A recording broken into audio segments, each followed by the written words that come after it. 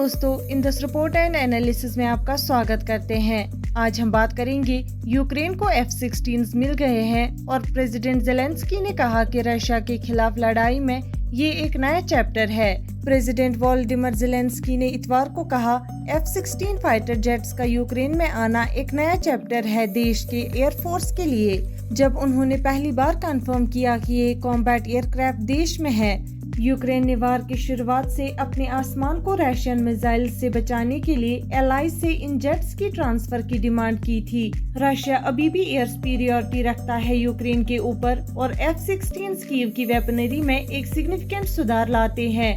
F-16 air cover provide करते हैं, ground targets पर अटैक कर सकते हैं, दुश्मन के प्लान्स को टक्कर दे सकते हैं और मिसाइल्स को इंटरसेप्ट कर सकते हैं। ज़ेलेंस्की ने कीव के बाहर एक एयर बेस पर कहा, हमने एविएशन और एयर डिफेंस की कैपेबिलिटीज को मजबूत करने के लिए हंड्रेड्स ऑफ मीटिंग्स और नेगोशिएशंस की।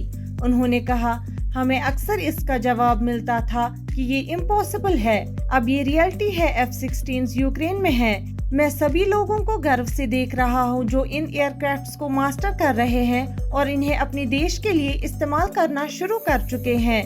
ज़ेलेंस्की ने पार्टनर्स और खासकर उन देशों को शुक्रिया कहा जो कीव की रिक्वेस्ट को मान गए। उन्होंने कहा, मैं डेनमार्क, नेदरलैंड्स और यूनाइटेड स्टेट्स का शुक्रिया अदा करता हूँ और हमारे सभी पार्टनर्स को हम आपके सपोर्ट की कदर करते हैं। अब यूक्रेनियन एयरफोर्स के लिए एक नया चैप्टर शुरू हो गया है। हमने बहुत कुछ किया है ताकि यूक्रेनियन एयरफोर्स एक नया aviation standard western combat aircraft पर स्विच कर सके।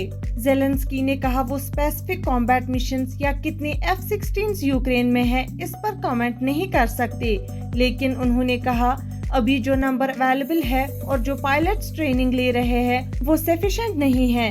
फिर भी ये जेट्स हमारे आसमान में हैं। ये अच्छा है कि ये आ गए हैं और हम इन्हें यूज कर सकते हैं। कम से कम आज मैं आपको ओपनली बता सकता हूँ कि हम इन्हें यूज कर सकते हैं। ज़ेलेंस्की ने कहा, F-16 जेट्स यूक्रेन में आने की उम्मीद है और हमारे बहुत सारे लोग अब ट्रेनिंग ले रहे हैं।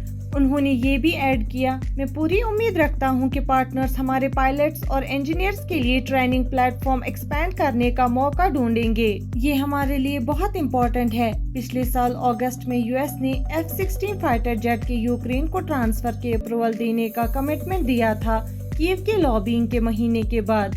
आज के वीडियो में बस इतना ही। मिलते हैं अगले वीडियो में। तब तक के लिए अपना ख्याल रखिएगा।